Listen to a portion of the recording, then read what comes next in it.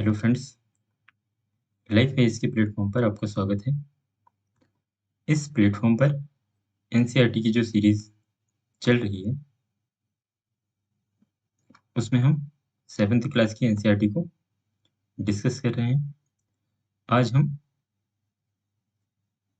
5वें अध्याय पर चर्चा करने वाले हैं और एक अनाउंसमेंट और है कि नेक्स्ट वीक से हम पॉलिटी की एनसीईआरटी को भी स्टार्ट करने वाले हैं। तो आप लोग उसके लिए भी प्रिपेयर रहें। तो नेक्स्ट वीक से हम ज्योग्राफी और पॉलिटी को एक साथ लेके चलने वाले हैं और उसका भी पैटर्न वही रहेगा जिस तरीके से हम ज्योग्राफी को डिस्कस कर रहे हैं। पहले संबंधित चैप्टर को डिस्कस करेंगे, उसके बाद प्रीवियस ईयर में आए हुए क्वेश्चन को हम डिस्कस करेंगे। तो पैटर्न यही रहने वाला है और यदि आपके कोई सुझाव हो तो आप कमेंट बॉक्स पर लिख सकते हैं या फिर टेलीग्राम चैनल पर भी सेंड कर सकते हैं। तो चलिए आज का चैप्टर स्टार्ट करते हैं।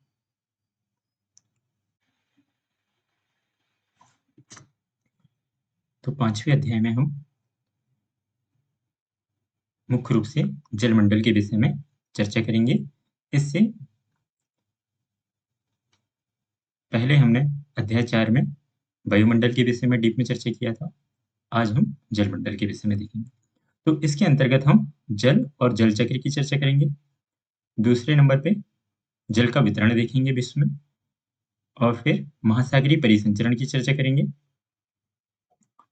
और फिर महासागरीय धाराएं, ओशियनिक करंट, इनके विषय में हम क्रमशः आज की चर्चा करने वाले हैं। तो पहला बिंदु उठाते हैं आज का, जल व जल चक्र, वाटर एंड वाटर साइकिल। तो आप इस बात को जानते हैं कि पृथ्वी का 3/4 भाग जल से ढका हुआ है और 1/4 भाग पर स्थल है। 1/4 भाग पर स्थल मौजूद है। तो क्योंकि हमें अभी जल के विषय में ही देखना है और ये जो जल है ये सूर्य के ताप से जलवाष्प में परिवर्तित होता है और फिर वायुमंडल में जब ये जलवाष्प के रूप में वायुमंडल क्षोभ मंडल में ऊपर की ओर उठता है तो धीरे धीरे इसमें संघनन की क्रिया होती है तापमान में कमी के कारण, जिसके फलस्वरूप बादलों का निर्माण होता है और फिर ये बादल वर्षा या हिम या साहिम के रूप में धरती पर पुनः लौट आते हैं। तो इस प्रकार से इनका एक साइकिल कंप्लीट होता है पूरी पृथ्वी पर। आगे हम इसी को जल चक्र के रूप में डिफाइन करेंगे। तो अपने आपको पता है कि सूर्य के तापमान के फलस्वरूप सूर्य के ताप से जल जो है वाष्पित होता है और वाष्प फिर जलवाष्प में जब परिवर्तित होती है तो वायुमंडल में जैसे जैसे ऊंचाई बढ़ने के साथ इस जलवाष्प के तापमान में कमी आने के फलस्वरूप संघनन की क्रिया होती है, कंडेंसेशन बोलते हैं इसको इंग्लिश में, और फिर बादलों का निर्माण होता है। और जब उन बादलों को ये जो जलवाष्प है जो बादल में परिवर्तित हुई है, बाद में फिर ये वर्षा के रूप में पुनः धरती पर आता है। तो ये जो चक्र है एक प्रकार से जल चक्र के रूप में हम इसे फिर आगे डिफाइन करेंगे। जल जो है, पृथ्वी पर जो जल है ये मुख्य रूप से इसे 2 कैटेगरी में डिवाइड किया जाता है। एक है अलवणीय जल और दूसरा है लवणीय जल। इसे हम फ्रेश वाटर कहते हैं और इसे सॉल्ट वाटर। तो इसके क्या स्रोत क्या हैं? यदि हम लवणीय जल की बात करें, अलवणीय जल, इसे मीठा जल भी लिख सकते हैं आप चाहें तो, कोष्ठक में चाहें तो आप लिख लें मीठा जल। अलवणीय जल को ही मीठा जल या फ्रेश वाटर कहते हैं। इसके सोर्स क्या हैं? जैसे नदी, तालाब, सोते या स्प्रिंग और ग्लेशियर।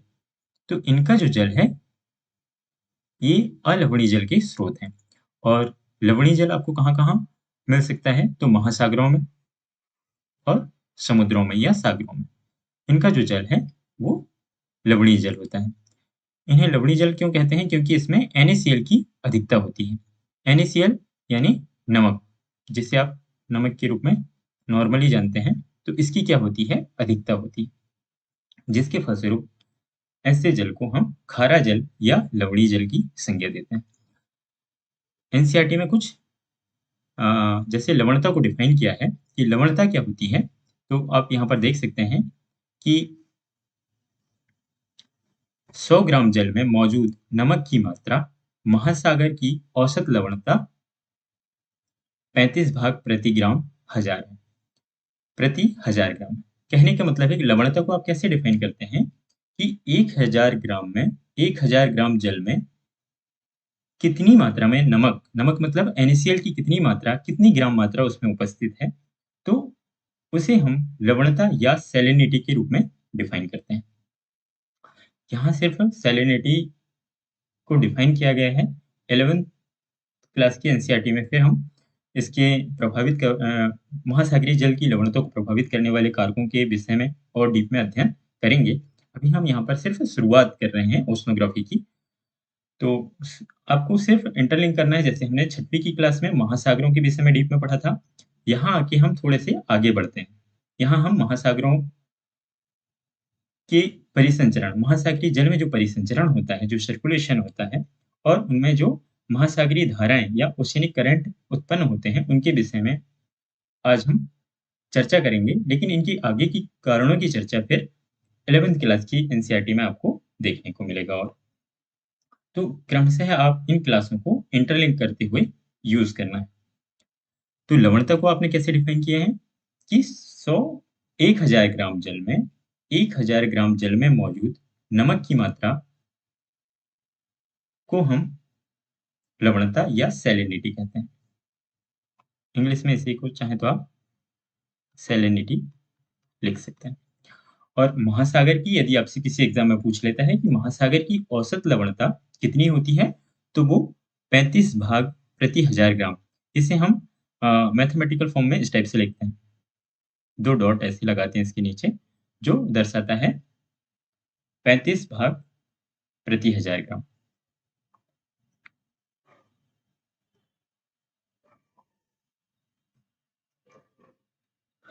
इसके बाद एक एग्जाम्पल और दिया है लवणता से संबंधित कि इज़राइल का मृत सागर 340 ग्राम प्रति लीटर लवणता होती है इसकी, जो मृत सागर या इसे डेड सी भी कहते हैं।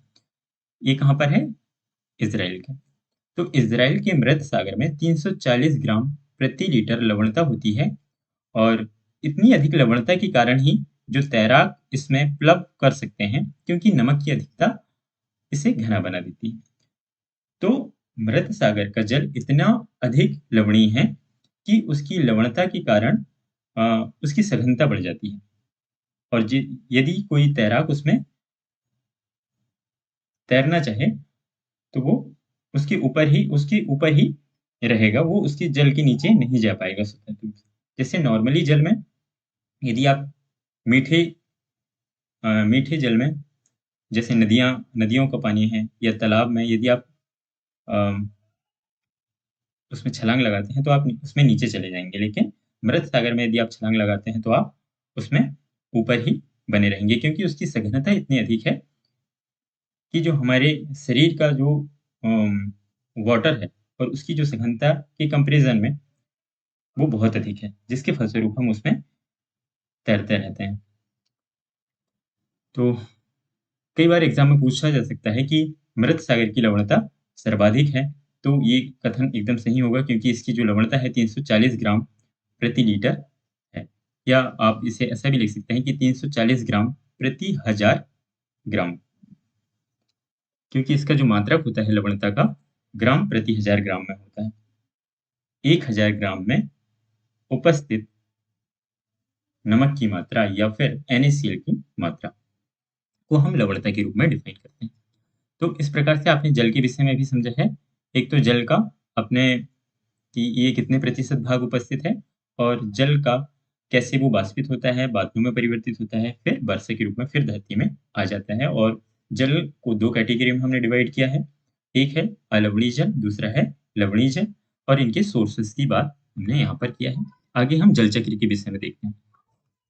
तो यदि आपको जल चक्र को डिफाइन करना हो, तो जल चक्र को हम कैसे डिफाइन करेंगे कि यह एक प्रक्रम है। प्रक्रम मतलब एक प्रोसेस है, एक प्रक्रिया है, जिसमें जल लगातार स्वरूप बदलता है। जल चक्र एक प्रक्रम है जिसमें जल लगातार स्वरूप बदलता है। और ये जो स्वरूप किस रूप में बदलता है कि जो महासागरों का जो जल है या सागरों का जो जल है, वो सूर्य ताप की उपस्थिति में जलवाष्प में परिवर्तित होके जब ये जलवाष्प बन जाता है, तो ये वायुमंडल में पहुंच जाएगा। और फिर वायुमंडल से इसका क्या होगा, वायुमंडल में जाके फिर इसका संघनन होगा, और संघनन होके बादलों का निर्माण होगा। और जब बादलों का निर्माण होगा तो फिर वर्षा के रूप में पुनः ये धरती पर आ जाता है। वर्षा के रूप में पुनः ये धरती पे आ जाएगा, और फिर धरती से ये महासागरों में पहुंच जाएगा, नदियों के माध्यम से। तो इस प्रकार से ये पूरा एक चक्र के रूप में बन जाता है, इसीलिए हम इसे जल चक्र का नाम देते हैं। तो इस फिगर को भी आप देख के थोड़ा सा समझ सकते हैं कि महासागरों का जो जल है वो वाष्पीकरण के माध्यम से वायुमंडल में पहुंचता है। वायुमंडल में पहुंचने के बाद इसके तापमान में कमी आती है। तापमान में कमी होने से इसमें संघनन की क्रिया होती है। संघनन के फलस्वरूप ये बूंदों में परिवर्तित हो जाता है और बादलों का निर्माण होता है। और फिर ये बादल जो है वर्षा के रूप में फिर पुनः हमारी पृथ्वी पर आ जाता है। तो इस प्रकार से यही जो जल है, ये अपना साइकिल या अपने चक्र को पूर्ण करता है। और आप पूरे विश्व में, इसीलिए ये जो पूरा विश्व है, इसमें पहले से जो जल मौजूद है वो आज भी बना हुआ है, क्योंकि यही जल वाष्पित होता है, फिर वायुमंडल में जाता है और फिर वर्षा के रूप में नीचे आता है। हो सकता है कि भारत की किसी नदी या फिर जो हिंद महासागर का जल वाष्पित हो और बादल बने, और वो बादल हवा के माध्यम से किसी दूसरे देश में जाकर भी वर्षा कर दें, और यहाँ से वाष्पित हुआ जल किसी दूसरे देश में वर्षा कर सकता है। दूसरे देश की नदियों और तालाबों का वाष्पित हुआ जल हो सके, तो हो सकता है कि वो हमारे यहाँ भी उससे वर्षा हो जाए। तो वायुमंडल में ये जो जलवाष्प के माध्यम से और ये जो जल चक्र के माध्यम से पूरे विश्व में इस जल का साइकिल चलता रहता है। तो इस प्रकार से आप इसे समझ सकते हैं। इसकी बहुत महत्वपूर्ण भूमिका है, और ये इस तरीके से कई बार ये उन क्षेत्रों में भी वर्षा हो जाती है जहाँ पर नदी तालाब की संख्या कम है। तो कभी-कभी उन क्षेत्रों में भी वर्षा के माध्यम से वहाँ की जल की पूर्ति हो जाती है। और आप कुछ मेजर यहाँ पर इस फिगर को आप अपने एनसीईआरटी में भी देख सकते हैं कि विश्व के प्रमुख समुद्र, झीलें और नदियाँ के यहाँ पर मैप दिया हुआ है। तो आप यहाँ पर जैसे उत्तरी अमेरिका, दक्षिणी अमेरिका, अफ्रीका, एशिया और ऑस्ट्रेलिया, तो इन सभी महाद्वीपों में आप जो-जो प्रमुख नदियाँ हैं, जो-जो महासागर हैं, तो इनके चारों ओर कौन-कौन से देश अवस्थित हैं, कोई नदी कहाँ से निकलती है, इसके विषय में आप नोट करके लिख लें। नेट से सर्च कर लें, या फिर आप आपके पास यदि एटलस हो, तो आप इनको और डीप में देख सकते हैं और अपनी जानकारी को और मजबूत कर सकते हैं। जैसे अमेज़न नदी के विषय में आप और डीप में पढ़ सकते हैं। यहाँ पर कैरिबियन सी देख सकते हैं, और ये भूमध्य सागर है, काला सागर है, ये काफ़ी महत्वपूर्ण है, कैस्पियन सागर है। और फिर आप देख रहे हैं जैसे आपको लाल सागर है। तो इनसे किन-किन देशों की सीमा लगती है, तो आप वर्ल्ड मैप की जो पॉलिटिकल मैप होता है, उसमें आप इनके नाम देख सकते हैं। इसके अलावा उत्तरी अमेरिका की कुछ प्रमुख झीलों के नाम दिया है यहाँ पर, great beer lake, great slave झील, विनिपेग झील, सुपीरियर झील, ह्यूरॉन झील, मिसिसिपी नदी।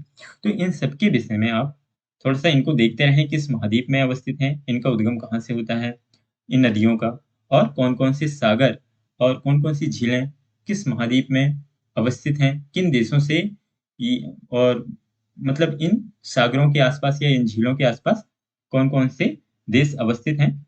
इसे आप वर्ल्ड मैप में बार-बार देखते रहें। इससे आपके प्रीवियस ईयर में जो भी क्वेश्चन इससे रिलेटेड आते हैं मैप से संबंधित, तो वो आप उन्हें हल करने की स्थिति में हो जाएँगे। कई बार कोंगो नदी, ऑरेंज नदी, नाइजर नदी, ये सब कहाँ हैं? अफ्रीका में है। तो कई बार मेंस द कॉलम में भी आ सकता है कि कौन-सी नदी किस महाद्वीप में प्रभावित होती है या किन देशों से होकर के गुजरती है, तो आपको उनके देशों के नाम भी थोड़े पता रहें। तो ये आपके लिए होमवर्क है कि आप इसके साथ पॉलिटिकल मैप को जोड़ करके देखें, तो इससे और स्पष्टता हो जाएगी कि ये जो प्रमुख समुद्र हैं, झीलें हैं, इनके आसपास कौन-कौन से देश अवस्थित हैं। तो नेक्स्ट टॉपिक पे अब हम बात करते हैं। जल के वितरण। जल का वितरण distribution of the water bodies कि पृथ्वी पर जो जलीय निकाय हैं उनका किस प्रकार से वितरण है, ये काफी महत्वपूर्ण है और यहाँ से यूपीएससी ने कई बार क्वेश्चन बनाए हैं और अदर एग्जाम में भी क्वेश्चन यहाँ से पूछे गए हैं, तो ये बहुत ही महत्वपूर्ण पॉइंट है जिसे हम अभी डिस्कस करने वाले हैं। जैसे हमें पहले से पता है कि पृथ्वी का 2/3 भाग, कभी-कभी एनसीईआरटी 2/3 भाग लिखती है, कभी 3/4 भाग लिखता है, तो इसको आप देख लें। तो वैसे तो हम 3/4 पर ही बात करते हैं, वैसे एनसीईआरटी ने इसे 2/3 लिखा है। लेकिन आपको एग्जैक्ट यदि देखा जाए तो हमें पता है कि पृथ्वी का पृथ्वी का 71% भाग जो है वो जल से घिरा हुआ है। तो 71% ये 3/4 से थोड़ा सा कम है, क्योंकि 3/4 में कितना हो जाएगा 75%, तो उससे थोड़ा सा कम है। तो उस हिसाब से भी आप थोड़ा सा देख सकते हैं इसको। जल वितरण का जो प्रतिशत है, अब ओवरऑल हम जल का वितरण देख लेते हैं परसेंटेज वाइज। जैसे कि महासागरों में कितना जल मौजूद है, महासागरों में जो जल मौजूद मौजूद है, ये पूरा प्रतिशत में दर्शाया गया है, यहाँ पर प्रतिशत में है। तो ये 97.3% महासागरों में है। दूसरा नंबर आता है बर्फ छत्रक, जो आइस कैप होती हैं, आइस कैप जो बर्फ के फॉर्म में पर्वतों में या फिर अंटार्कटिक और आर्कटिक महासागरों में जो बर्फ मौजूद है, उन सभी को शामिल कर लें हम आइस कैप, तो ये होता है 2%। तीसरे नंबर पे हम बात करेंगे तो भूमिगत जल है, ग्राउंड वाटर। ग्राउंड वाटर का नंबर आता है तीसरा, 0.68% है ये। चौथे नंबर पे आता है झीलों का अलवण जल, ये है कितना 0.009%। और पांचवें नंबर पे आता है स्थलीय समुद्र और जो नमकीन झीलें हैं, कुछ खारे पानी की भी झीलें हैं और समुद्र का जल भी कुछ मात्रा में खारा होता है, तो ये भी कितना है 0.009%। अच्छा, वायुमंडल में छठवां नंबर आएगा वायुमंडल में, जो वायुमंडल में नमी के रूप में उपस्थित होता है, जैसे जलवाष्प के रूप में जो जल है वो 0.0019% है। और सातवें नंबर पे हम देखेंगे यहाँ पर नदियों का जल है, जो सबसे कम है 0.0001%। आपको पॉइंटों में इनके नंबर याद नहीं रखना है। मेजर मुख्य रूप से आपको महासागर का आप याद रख सकते हैं, बाकी बर्फ छत्र का याद रख सकते हैं कि ये लगभग 2% है। और यदि आप इसको जोड़ देते हैं तो 99.3% हो जाएगा ये दोनों मिलके, और फिर शेष भाग में ये वाला जल है, क्योंकि उपयोग करने लायक सिर्फ इतना ही जल है, जो कि 1% से भी क्या है, कम है। 1% से भी कम है जिसे हम उपयोग कर सकते हैं, उपयोग के लायक। क्योंकि ये कितना हो जाएगा 99.3%, क्योंकि हम जो आइस कैप के रूप में या बर्फ छत्रक के रूप में जो जल है उसे भी हम उपयोग नहीं कर सकते, और महासागरों का जल इतना खारा है कि वो भी उपयोग के लायक नहीं है। तो फिर और यदि हम यहाँ पर से भी और छोड़ दें, जैसे नमकीन झीलें हैं, कुछ बहुत खारे पानी की झीलें हैं, उनका पानी भी यदि हम हटा देते हैं, तो फिर जो बचेगा इनको छोड़ करके वो 1% से भी कम होगा जो उपयोग के लायक होगा। और यही वजह है कि पृथ्वी का 2/3 भाग या 3/4 भाग जो है जल से ढका होने के बावजूद जल की कमी को हम अ, महसूस करते हैं और जल संकट जैसी स्थिति आपको देखने को मिलती है। तो इसके पीछे यही रीज़न है कि जो अधिकांश जल है वो खारा जल है और जो मीठा जल का भी जो भाग है, तो इसे हम मीठे जल में शामिल कर सकते हैं, जो 2 से लेकर के 7 तक के पॉइंट, यदि हम 5वें नंबर के पॉइंट को हटा दें, स्थलीय समुद्र और नमकीन झीलों को, तो बाकी ये सब क्या हो जाएगा फिर, मीठे जल के सोर्स हो जाएँगे। इसको आप चाहें तो यहाँ से हटा सकते हैं, ये हो जाएगा मीठा जल। और ये तो हुआ इससे, और इसे आप मिला के खारा जल में शामिल कर सकते हैं। खारा जल या लवणीय जल। तो इसका आपको क्रम याद रखना है, क्योंकि यहाँ से क्वेश्चन पूछे गए हैं बार-बार। आगे हम देखेंगे इसी चैप्टर में जब हम डिस्कस करेंगे कि यहाँ से भी क्वेश्चन यूपीएससी ने भी पूछा है और अदर एग्जाम में भी क्वेश्चन आए हैं। अब हम महासागरीय परिसंचरण या ओशियन सर्कुलेशन पर बात करते हैं। ओशियन सर्कुलेशन क्या होता है कि महासागरीय जो जल है वो हमेशा ही कैसा होता है, गतिमान होता है। इस बात को आपको याद रखना है। ये फैक्ट के तौर पर भी पूछा जा सकता है या फिर अम, कोई कथन बनाया जा सकता है किसी भी एग्जाम में कि महासागरीय जो जल है वो हमेशा ही गतिमान होता है, तो ये कथन एकदम सही होता है। जबकि आप इसके विपरीत देखेंगे तो झील या फिर जो तालाब का जो जल होता है, झील या तालाब का जो जल है, तालाब का जल, ये जल कैसा होता है? ये स्थिर जल होता है। स्थिर या शांत जल होता है।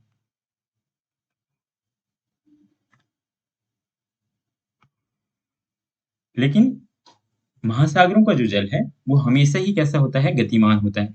और ये जो महासागरीय जल है, इसमें जो गतियाँ होती हैं, वो 3 तरीके से या 3 प्रकार से होती हैं। एक है तरंगों के माध्यम से, ज्वार-भाटा के माध्यम से और जो धाराएँ इसमें चलती हैं, करंट्स, ये भी महासागरीय जल को गति प्रदान करता है और महासागरीय जल का सर्कुलेशन होता है। तो आगे हम इन तीनों के विषय में एक-एक करके डिस्कस करने वाले हैं आगे। तो आपको याद रखना है यहाँ पर कि महासागरीय जल हमेशा ही गतिमान होता है, जबकि झील, तालाब आदि का जो जल है वो स्थिर या शांत जल होता है। और महासागरीय जल में जो गतियाँ हैं वो 3 तरीके से होती हैं। एक है तरंगें या वेव्स के फॉर्म में, और जो ज्वार-भाटा उत्पन्न होते हैं ये भी तरंगों को या महासागरीय जल को गति प्रदान करते हैं, और जो ओशियनिक करंट उत्पन्न होते हैं महासागरों में, ये भी इस महासागरीय जल को गति प्रदान करता है। अब हम एक-एक बिंदु पर बात करते हैं। जैसे तरंगों के विषय में हम देखते हैं। तरंगें या वेव्स, तो इसे कैसे डिफाइन करेंगे? तरंगें क्या होती हैं कि जब महासागरीय सतह पर जल लगातार उठता और गिरता है, तो तरंगें उत्पन्न होती हैं। यदि आप किसी तालाब तालाब या नदी पर गए हों और आपने उस पर एक कंकड़ फेंका हो, तो आपने देखा होगा कि उसमें तरंगें उत्पन्न होती हैं, या आप एक बड़े से पात्र में पानी भरकर उस पर एक छोटा-सा कंकड़ डाल के भी देख सकते हैं कि जब आप जैसे ही कंकड़ फेंकते हैं तो तरंगें उत्पन्न होती हैं।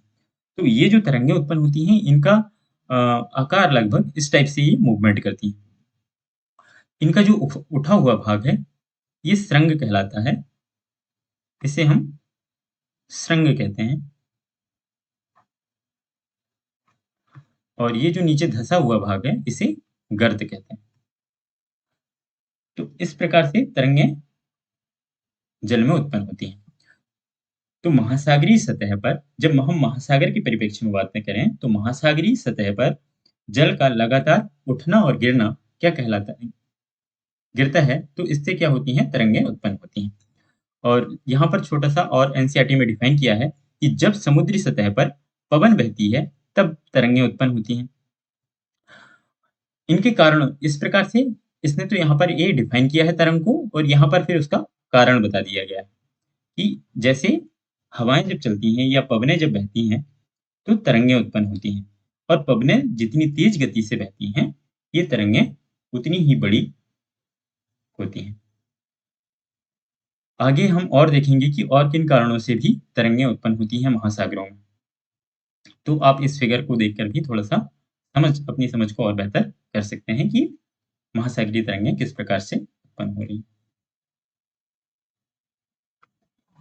अच्छा, नेक्स्ट पॉइंट इसी के अंतर्गत हम बात करेंगे, तरंगों के अंतर्गत ही, कि भूकंप या ज्वालामुखी या महासागर के नीचे भूस्खलन होता है, तो इससे क्या होता है कि महासागरीय जल अत्यधिक मात्रा में क्या होता है, विस्थापित होता है। जब जब भूकंप की घटना घटित हो, या फिर ज्वालामुखी की घटना घटित हो, या फिर महासागरों के नीचे भूस्खलन हो जाए, तो इसके फलस्वरूप या इसके परिणाम स्वरूप महासागरीय जल अत्यधिक मात्रा में क्या होता है, विस्थापित होगा वहां से, जिसके फलस्वरूप विशाल ज्वारीय तरंगें उत्पन्न होती हैं और जिन्हें हम सुनामी कहते हैं। तो आगे हम ओशनोग्राफी जब पढ़ेंगे, तब हम वहाँ सुनामी को काफी डीप में पढ़ेंगे, और जो हमारा टॉपिक होगा आगे, आपदा प्रबंधन, उससे संबंधित टॉपिक में भी हम सुनामी के विषय में, इसकी रोकथाम कैसे की जा सकती है, इसके क्या प्रभाव होते हैं, इसके विषय में हम आगे और डीप में पढ़ेंगे। यहाँ पर सिर्फ हमें तरंगों के विषय में चर्चा करना है। तो अभी हमारा जो डिस्कशन है वो यहीं तक सीमित रहेगा, कि भूकंप हो या ज्वालामुखी की घटना हो या महासागर के नीचे कोई भूस्खलन होता है, तो इससे महासागरीय जल अत्यधिक मात्रा में विस्थापित होगा, जिसके फलस्वरूप विशाल ज्वारीय तरंगें उत्पन्न होती हैं। जो बड़ी तरंगें उत्पन्न होती हैं, उन्हीं को हम नाम दे देते हैं ज्वारीय तरंगों का। और यही जो ज्वारीय तरंगें हैं, इन्हें हम सुनामी कहते हैं।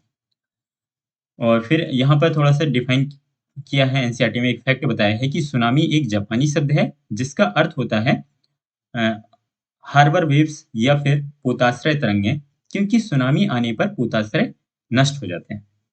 जो हार्बर होते हैं या फिर पोताश्रय होते हैं, ये जब सुनामी आती है तो इनका जल इतनी तेज गति से आता है, इतनी ऊंची ऊंची तरंगें उत्पन्न करता है कि हार्बर को ये प्रभावित करता है, नष्ट कर देता है। आपको एक एग्जाम्पल याद होगा कि 2004 में जब भारत में सुनामी आई थी, तो भारत के जो तटीय क्षेत्र थे, वो अत्यधिक मात्रा में इनका विनाश हुआ था, जैसे कि पुदुचेरी है, तमिलनाडु है, और आसपास के जो तटीय क्षेत्र हैं, वो सब इससे प्रभावित हुए थे। इसके अलावा जो अंडमान निकोबार द्वीप समूह में जो इंदिरा पॉइंट है, जो हमारा दक्षिणतम बिंदु था, ये भी डूब गया था इससे। और जब सुनामी आती है, तो इसका एक संकेत होता है कि ये, इसकी भी चर्चा एनसीईआरटी की 7th क्लास की एनसीईआरटी में किया गया है, कि सुनामी का संकेत क्या है, कि पहले जो तट होते हैं, तट का जल पीछे हटता है और फिर तेजी से तरंगें फिर वापस लौट के आती हैं। तो 2004 की जो घटना घटित हुई थी, उस समय में भी लोगों को इसका आइडिया नहीं था बहुत ज़्यादा। तो जैसे ही तट से समुद्र का पानी पीछे हटा, तो लोगों ने अपनी उत्सुकता के कारण उसे देखने के लिए और तट के बीच पर जाके देखने लगे उसको, और फिर थोड़ी देर बाद जब तरंगें वापस लौट के आईं, तो फिर उसकी वजह से काफ़ी लोगों की जान भी चली गई। तो सुनामी के विषय में भी हम आगे की क्लासों में और डीप में अध्ययन करेंगे। अभी सिर्फ इतना ही। तो आपने तरंगों के विषय में यहाँ पर समझ लिया है। अब हम आगे ज्वार भाटा के विषय में देखते हैं।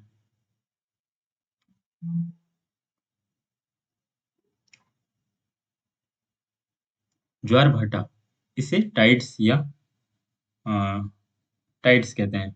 ज्वार भाटा को टाइड्स कहते हैं। ज्वार भाटा को हम कैसे डिफाइन करते हैं, कि इसकी परिभाषा एनसीईआरटी में दी है कि दिन में 2 बार नियम से महासागरीय जल का उठना और गिरना ज्वार भाटा कहलाता है। कि दिन में 2 बार नियम से महासागरीय जल का उठना और गिरना, ये क्या कहलाता है, ज्वार भाटा। और ज्वार ज्वार एक प्रकार से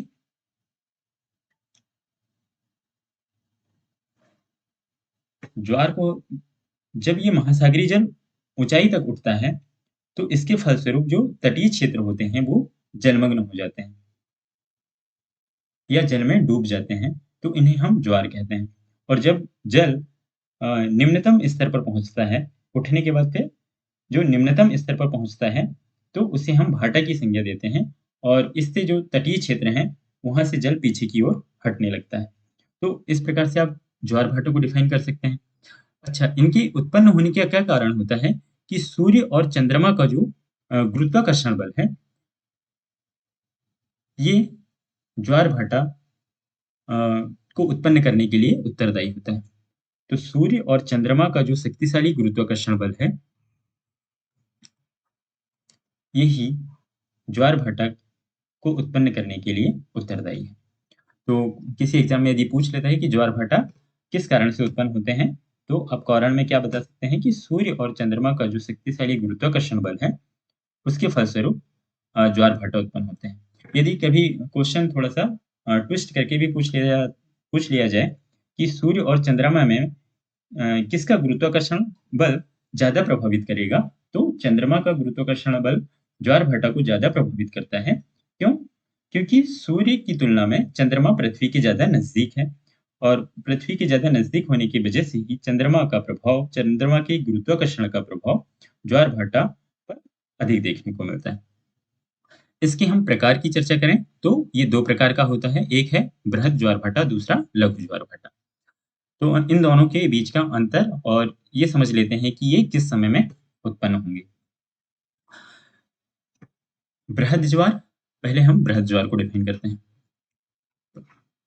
दूसरे नंबर पे हम लघु ज्वार की बात करेंगे। तो बृहद ज्वार जो है, ये पूर्णिमा व अमावस्या के समय में जब सूर्य, चंद्रमा और पृथ्वी एक सीध में होते हैं, तब सबसे अधिक ऊंचे ज्वार उत्पन्न होते हैं। इन्हें हम हाई टाइड या फिर बृहद ज्वार कहते हैं।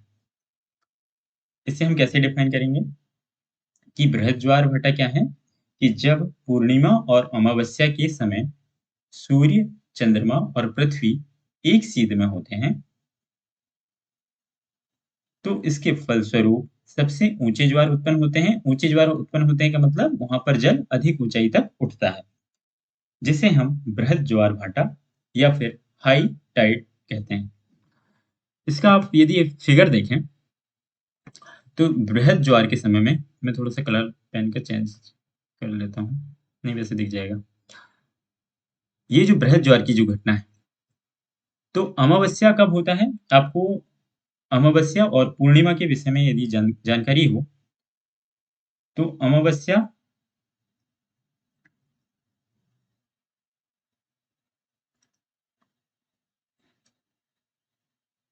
एक सेकंड, कि सूर्य जब सूर्य और चंद्रमा के बीच में पृथ्वी आ जाती है, फिर से सुन लें आप, कि जब सूर्य और चंद्रमा के बीच में पृथ्वी आ जाती है, तो इस समय में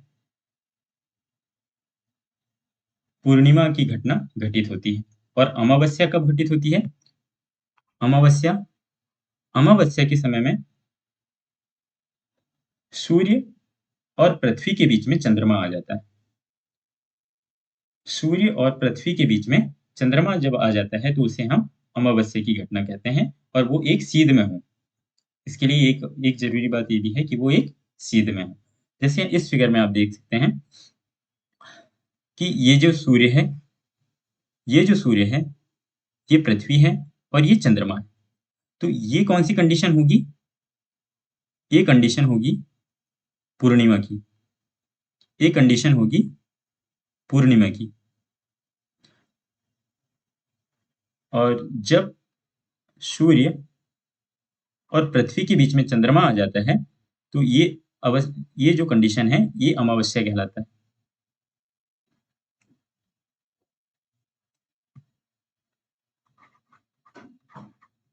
अमावस्या।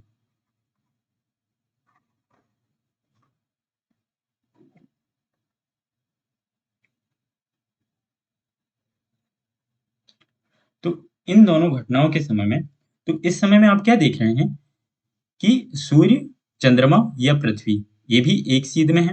और यहाँ पर भी आप देख सकते हैं इस कंडीशन में भी कि सूर्य, पृथ्वी और चंद्रमा ये भी एक सीध में। तो इस समय में बृहद ज्वार उत्पन्न होते हैं, हाई टाइड उत्पन्न होते हैं। और आपको पता है कि सूर्य का पृथ्वी क्या करती है? परिक्रमण करती है, मतलब उसके चारों ओर चक्कर लगाती है सूर्य के। और पृथ्वी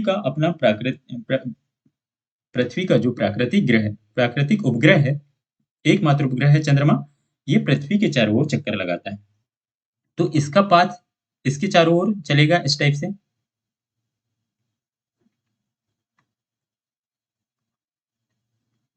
और पृथ्वी का जो पाथ होगा वो इस सूर्य के चारों ओर होगा। आप थोड़ा समझने का इसको प्रयास करें।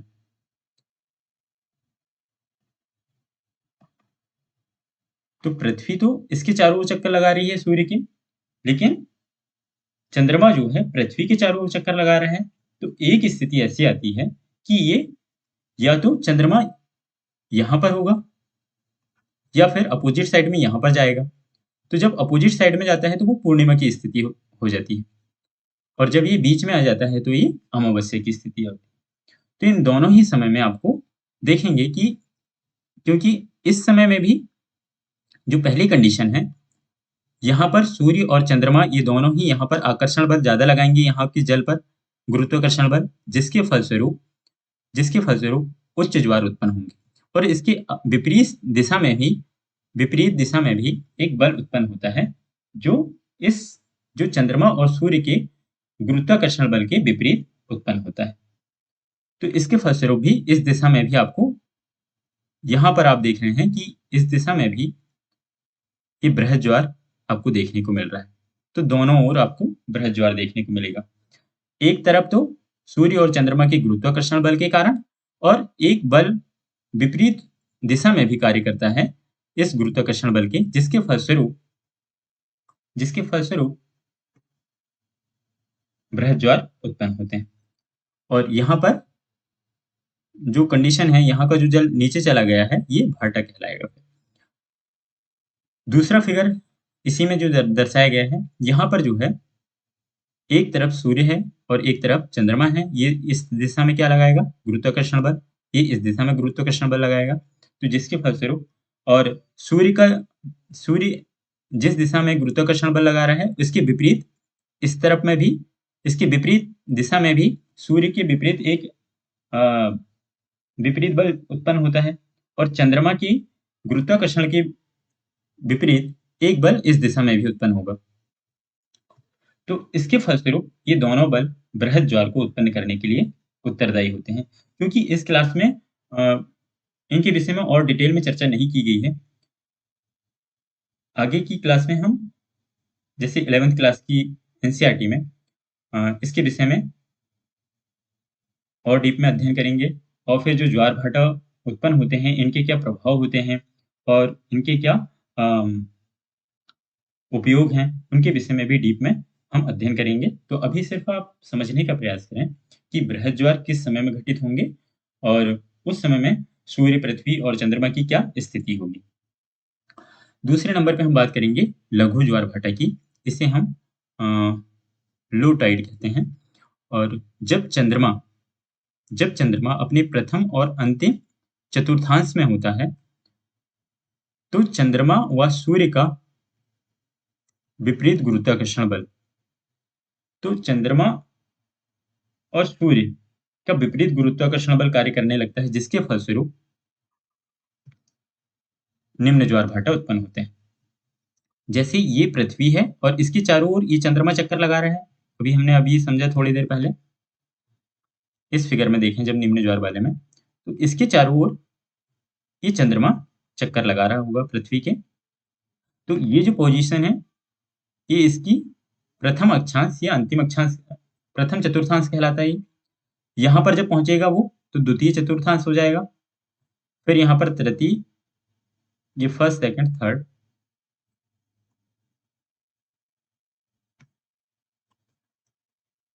और फिर फोर्थ हो जाएगा। तो इस प्रकार से आप देख सकते हैं कि जब ये इसके चारों ओर चक्कर लगाएगा तो एक स्थिति यहाँ पर पहुंचने पर, और एक स्थिति आपको ये वाली की तो हम चर्चा कर चुके हैं, एक स्थिति इसकी यहाँ पर जनरेट होगी, ये वाली। तो इन दोनों ही स्थितियों में इसका जो गुरुत्वाकर्षण बल है चंद्रमा का, वो इस दिशा में काम करेगा, और जब यहाँ पर रहेगा तब भी चंद्रमा का जो गुरुत्वाकर्षण बल है वो इस दिशा में काम करेगा, जिसके फलस्वरूप, और चूंकि चंद्रमा की जो दूरी है वो पृथ्वी के काफी नजदीक है, जिसकी वजह से ये जो गुरुत्वाकर्षण बल है ये अधिक काम करता है। और इसलिए पृथ्वी के चारों ओर का जो जल है, इसका जो खिंचाव है, वो इस दिशा में होने लगता है, जिसके फलस्वरूप यहाँ पर निम्न ज्वार उत्पन्न होते हैं। और जबकि सूर्य का जो गुरुत्वाकर्षण बल है, वो इस दिशा में काम करेगा। लेकिन इसकी दूरी अधिक होने के कारण ये उतना प्रभावशाली नहीं होता, जितना कि चंद्रमा होता है। तो इसके फलस्वरूप यहाँ पर आपको निम्न ज्वार की स्थिति देखने को मिलेगी। तो आई होप कि ये थोड़ा-सा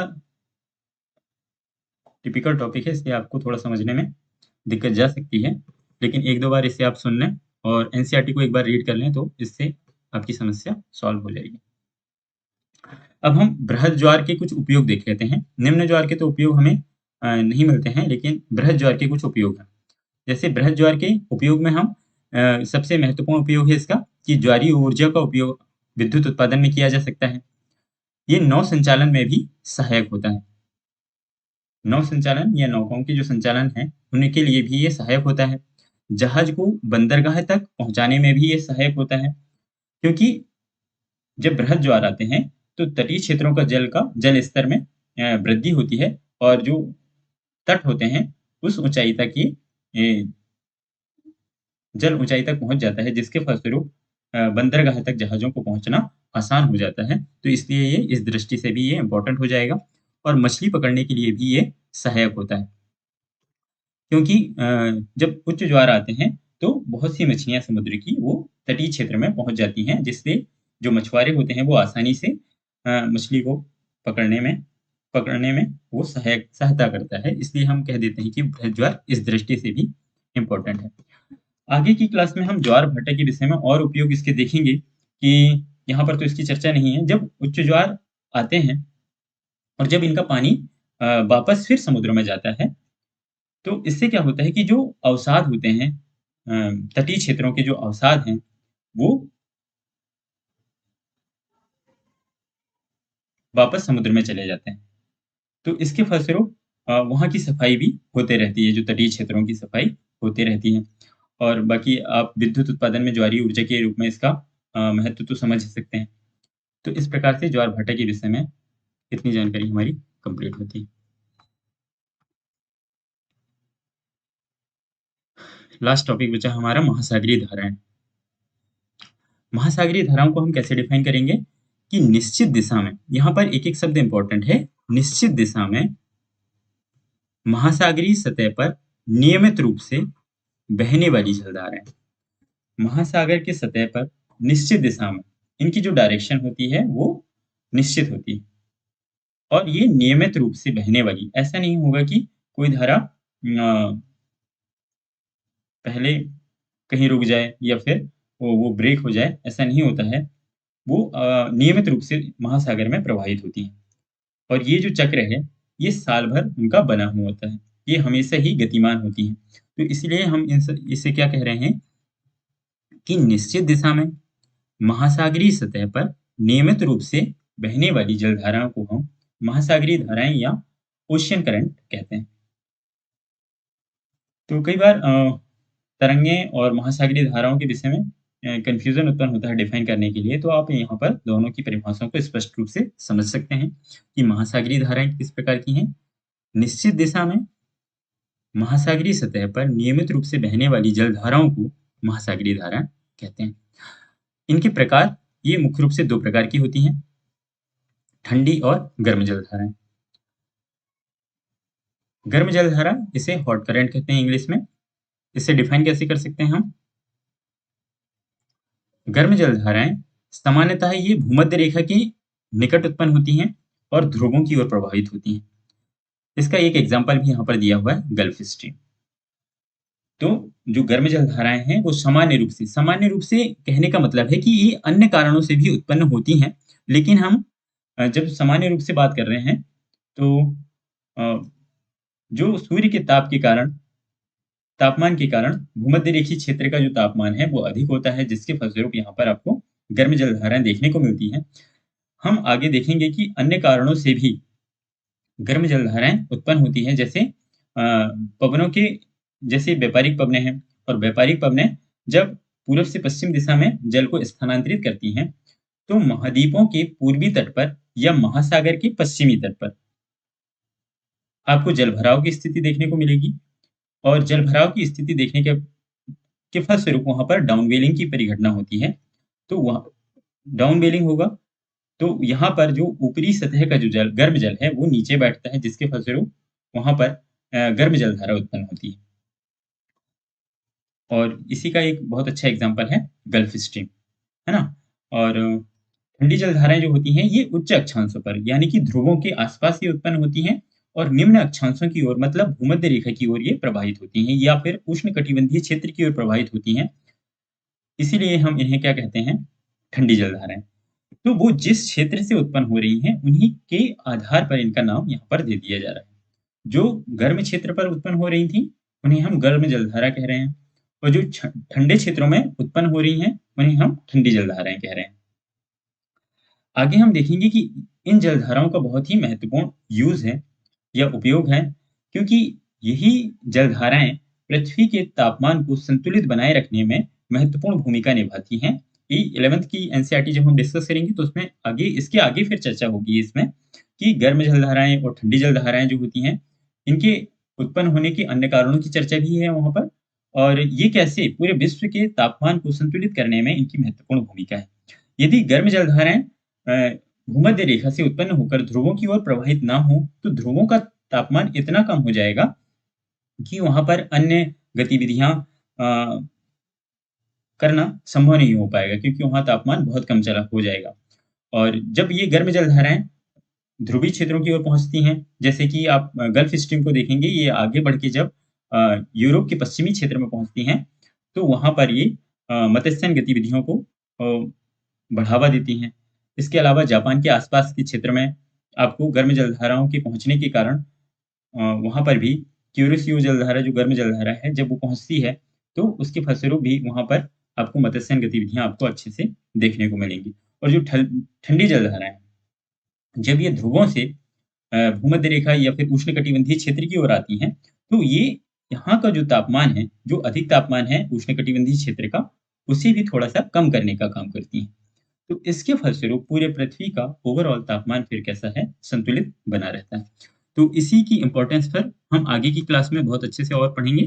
तो अभी 7th क्लास की एनसीईआरटी में जितना सीमित चर्चा की गई है हम उसे समझ लेते हैं, लेकिन मैंने यहाँ पर आगे की क्लासों को भी लिंक कर दिया है थोड़ा सा, तो आप इस बात को ध्यान में रखें कि हम इसको डीप में 11th में और फिर अच्छे से पढ़ेंगे। तो जितनी जानकारी यहाँ तक हो गई है इसके आगे हम वहाँ पर फिर डिस्कस करेंगे। इसके विषय में एक जानकारी और है यहाँ पर, कि जहाँ पर ठंडी जलधाराएं और गर्म जलधाराएं दोनों मिलती हैं, जहाँ पर ठंडी जलधारा और गर्म जलधारा, आगे हम फिगर में देखेंगे कि कैसे ठंडी जलधाराएं और गर्म जलधाराएं मिलती हैं, और तो उस स्थान पर वो सर्वोत्तम मत्स्यन क्षेत्र बन जाता है, क्योंकि मछलियों का जो जीवन है वो बहुत अधिक तापमान पर भी, बहुत गर्म जल में भी, सॉरी, वो बहुत गर्म जल पर भी जीवित नहीं रह पाएंगी और बहुत ठंडे जल पर भी जीवित नहीं रह पाती हैं। तो मछलियों के लिए जरूरी है कि जो टेम्परेचर है वो संतुलित रहे। तो जब गर्म जलधारा और ठंडी जलधारा जिस क्षेत्र में मिलती है तो वहां का तापमान इनके अनुकूल होता है, जिसके फलस्वरूप जो मिश्रण क्षेत्र है दोनों जलधाराओं के, वहां पर मत्स्यन गतिविधियां आपको व्यापक रूप से देखने को मिलती हैं। इसके एग्जाम्पल में आप जापान को रख सकते हैं, और उत्तरी अमेरिका का जो पूर्वी तट है इसे भी हम देखेंगे कि उत्तरी अमेरिका के पूर्वी तट पर गल्फ स्ट्रीम और लेब्राडोर जो ठंडी जलधारा है, जबकि गल्फ स्ट्रीम गर्म जलधारा है, ये दोनों मिलती हैं, जिसके फलस्वरूप वहां पर मत्स्यन गतिविधियां होती हैं। और जापान में क्यूरोसियो और एक है ओयोसियो, ये दोनों जलधाराएं जब मिलती हैं तो वहां पर भी आपको मत्स्यन गतिविधियां जापान के आसपास भी देखने को मिलेंगी। और इसका एक दुष्प्रभाव भी कह सकते हैं कि जहां पर ये दोनों जलधाराएं मिलती हैं, तो क्योंकि गर्म जल और ठंडा जल दोनों मिल रहा है तो वहां पर जो है कोहरा वाला मौसम उत्पन्न हो जाता है, जो नौ संचालन में बाधा उत्पन्न करता है। तो इस बात को भी आप थोड़ा सा याद रखें। ये लास्ट फिगर देखना एक बार, जिसमें गर्म जलधाराएं और ठंडी जलधाराएं, गर्म जलधाराओं को यहाँ पर रेड निशान से दर्शाया गया है। विभिन्न एग्जामों में पूछा जाता है कि कौन सी जलधारा गर्म जलधारा है, कौन सी जलधारा ठंडी जलधारा है। तो आप इस फिगर को अपने एटलस के मैप में या एनसीईआरटी की इस बुक में बार-बार देखते रहें। इससे क्या होगा कि कौन सी जलधारा ठंडी जलधारा है और कौन सी गर्म जलधारा है, इसके विषय में आप समझ पाएँगे। आगे की क्लास में हम 11th में फिर से चर्चा करेंगे कि ये किस कारण से उत्पन्न हो रही हैं और इनके पीछे कौन-कौन से कारक उत्तरदायी हैं, जो इनकी इन दिशाओं को मूवमेंट के लिए उत्तरदायी हैं। तो मुख्य रूप से हम देखेंगे आगे कि जो पवनें हैं, स्थायी पवनें, वो इनके मूवमेंट को प्रभावित करती हैं। और फिर आगे जैसे पैसिफिक ओशियन में पैसिफिक गार्बेज आपको नाम सुना होगा, जो अभी कुछ समय पहले न्यूज़ में था। तो प्रशांत महासागर में जो कचरा इकट्ठा हो गया था, वो भी गार्बेज जो बन गया है, तो उसके विषय में भी हम इन्हीं जलधाराओं के माध्यम से उसे समझने का प्रयास करेंगे कि वो जो गार्बेज है, वो जो कूड़ा-करकट है, वो क्यों एक ही जगह पर केंद्रित हो जाता है, वो बाहर क्यों नहीं निकल पाता? तो वो हम सब आगे डीप में पढ़ेंगे फिर आगे। यहाँ पर सिर्फ आप देख लें कि कौन-सी जलधारा अम, ठंडी है, कौन-सी गर्म है। यदि हम अ, अटलांटिक महासागर को देखें, तो यहाँ पर आपको जो रेड निशान से दर्शाई गई हैं, जैसे यहाँ पर है ये उत्तरी विषुवतीय धारा है। जो इक्वेटर के आसपास है, तो उसे हम विषुवतीय धारा कहेंगे। यदि वो उत्तरी भाग में है, तो उसे उत्तरी बोल देंगे। यदि वो दक्षिणी भाग में है, तो उसे दक्षिणी विषुवतीय धारा कह देंगे। तो यहाँ पर आप देख सकते हैं कि उत्तरी विषुवतीय धारा ये उत्तरी अटलांटिक में बह रही है। फिर ये यहाँ पर गल्फ स्ट्रीम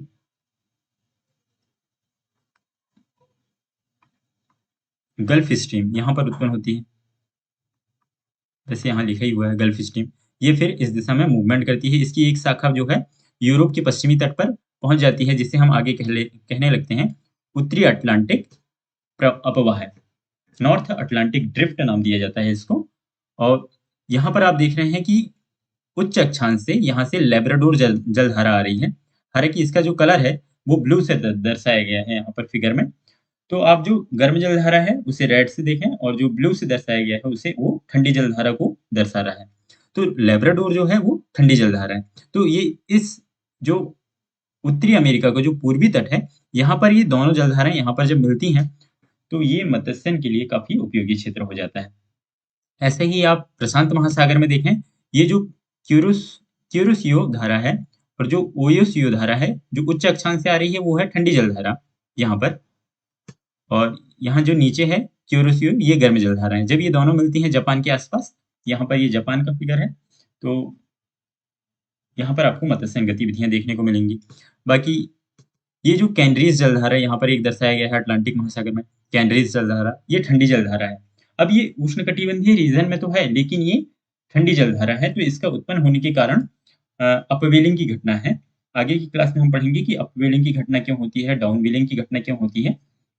अभी सिर्फ आप ये ध्यान रखें कि कैनरीज जो है वो ठंडी जलधारा है। और फिर आप नीचे देखें इसमें अटलांटिक दक्षिणी अटलांटिक महासागर में ब्राजीलियन धारा जो है गर्म जलधारा है। फॉकलैंड धारा ये ठंडी जलधारा है। इसके अलावा वेनेजुएला धारा जो है ये भी ठंडी जलधारा है। फिर इसके अफ्रीका के पूर्वी तट पे आपको अगलास या अगुलहास बोलते हैं इसको, अगुलहास धारा है, ये भी गर्म जलधारा है।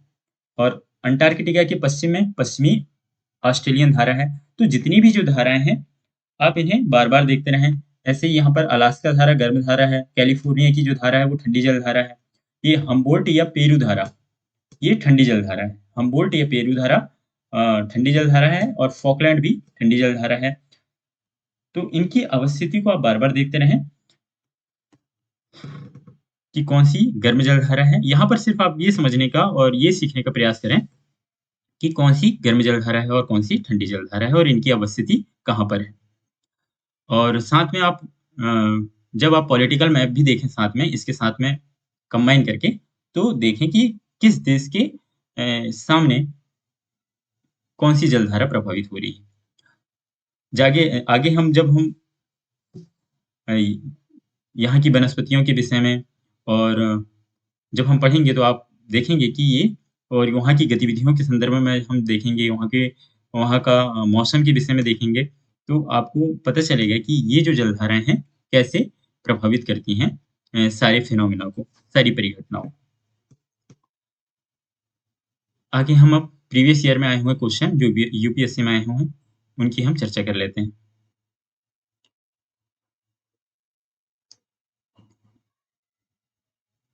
ओके।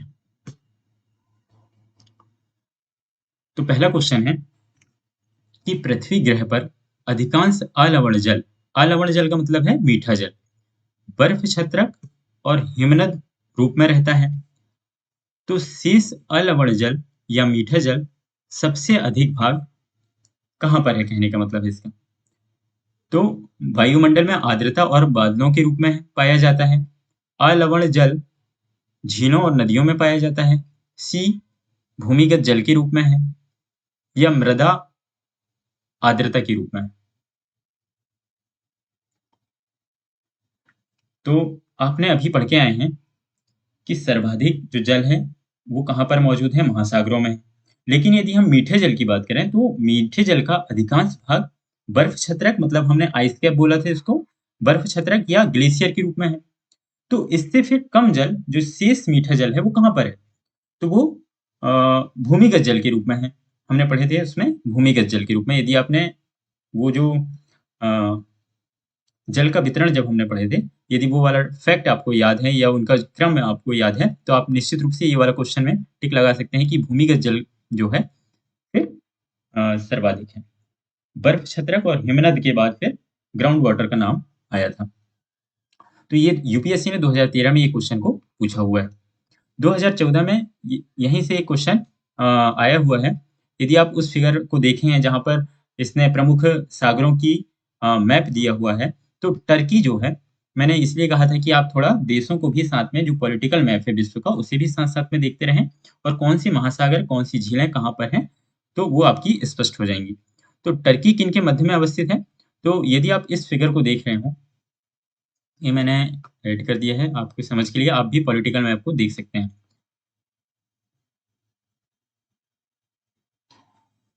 ये जो टर्की है,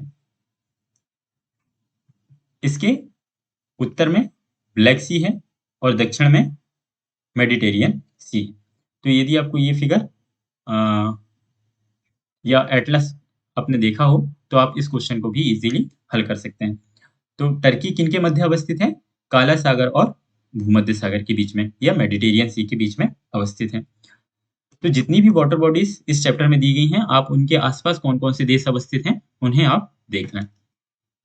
2014 में ही एक और क्वेश्चन आया है कि दक्षिण पश्चिम एशिया का निम्नलिखित में से कौन सा एक देश भूमध्य सागर तक फैला नहीं है, पूछा है इसने। तो आप फिर से इसी फिगर को देख लें, इस फिगर से दो क्वेश्चन आपके सॉल्व हो जाएंगे।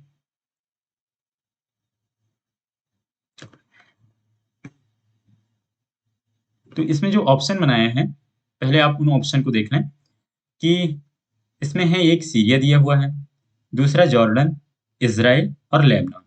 तो हम अभी देखेंगे इस मैप में कि किसकी सीमा जो है भूमध्य सागर से नहीं लगती है। तो यदि आप इस मैप में देख रहे हो, तो यहाँ पर सीरिया जो है, सीरिया की सीमा भी भूमध्य सागर से लगती है, यह है भूमध्य सागर।